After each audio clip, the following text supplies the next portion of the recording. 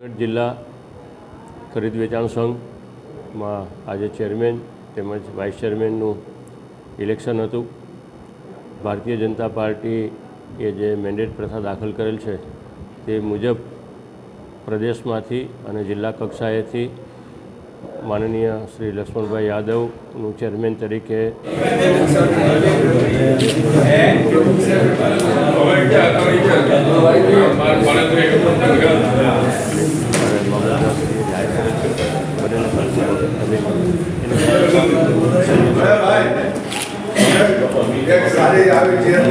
જિલ્લા સહકારી સંઘમાંથી પ્રદેશ કક્ષાએથી અને જિલ્લા કક્ષાએથી મારું નામ એટલે કે ડોલર કોટેચાનું નામ પ્રતિનિધિ તરીકે મોકલવાનું નક્કી થતાં જૂનાગઢ જિલ્લા સહકારી સંઘના સર્વે સભ્યશ્રીઓ સહર્ષ સ્વીકારી અને મને બિનહરીફ ચૂંટાયેલો જાહેર કરેલ છે.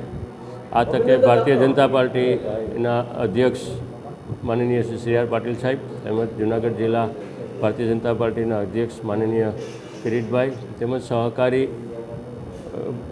ભામાશા કહીએ, સહકારી માર્ગદર્શક કહીએ કે સહકારી સમર્થક કહીએ, અમારા પૂર્વ કેબિનેટ મંત્રી ગુજરાત રાજ્યના પૂર્વ ધારાસભ્યશ્રી અને ગુજરાત રાજ્ય સહકારી બેંકના ડિરેક્ટર શ્રી જસાભાઈ, ખરીદ વેચાણ સંઘના અધ્યક્ષ માનનીય લક્ષ્મણભાઈ, જયેશભાઈ ગુંદાણીયા, માન્ય મનુભાઈ સર્વેએ માર્ગદર્શન આપી બેય ચૂંટણીઓ બિનહરીફ થાય એના માટે થઈ અને સનિષ્ઠ પ્રયત્ન કરેલા. આ તકે હું સર્વે લોકોનો ખૂબ ખૂબ આભાર માનું છું.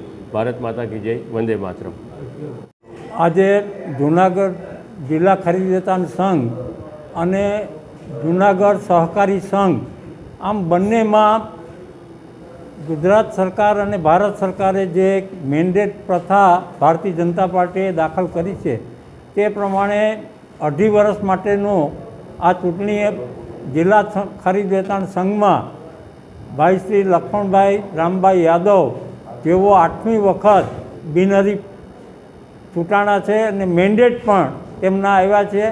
તેવી જ રીતે વર્ષોથી જેણે કોકો બેંક સ્થાપના કરી ને આજે નેશનલ લેવલે નેશનલ જે કૃષિ બેંક છે અને રાજ્યની કૃષિ બેંક છે એના ચેરમેન તરીકે જે સેવા આપે છે અને એક બેંકનું આખું વાતાવરણ પીધું છે તેને રાજ્ય સહકારી સંઘના ડાયરેક્ટર તરીકે આજે સર્વાનુમતે મૂક્યા છે. તે બદલ તેઓને હૃદયથી અભિનંદન. નરેન્દ્રભાઈ મોદીના નેતૃત્વ નીચે ભારત સરકારે અમિત શાહ સાહેબના અધ્યક્ષમાં સહકારિતા મંત્રી ખાસ કરીને આખા દેશમાં સહકારિતાનું વાતાવરણ સારું ગોઠવાય, સહકારિતા દ્વારા ખેડૂતોને ખૂબ ફાયદો થાય એ હેતુથી સહકારિતા વિભાગ અલગ કરીને આખા દેશમાં અને દરેક રાજ્યમાં સહકારિતાને મજબૂત કરવાનું બહુ સરસ મજાનું પગલું લીધું છે અને આપણે આવકારીએ.